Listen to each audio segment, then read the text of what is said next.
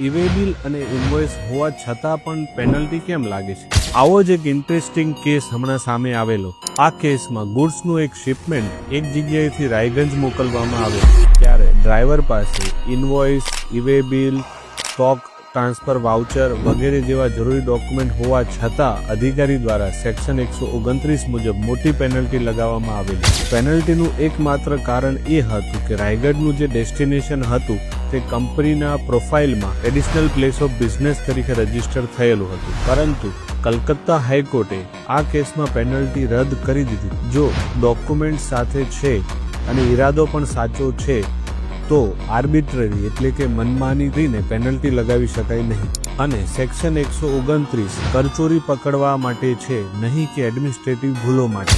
આ case dealers માટે એક એવું એક્ઝામ્પલ છે જેનાથી પ્રૂવ થાય છે કે જો ઓનેસ્ટી અને ડોક્યુમેન્ટ્સ હોય તો કોઈ પણ પ્રકારની પેનલ્ટી લાગી શકે નહીં.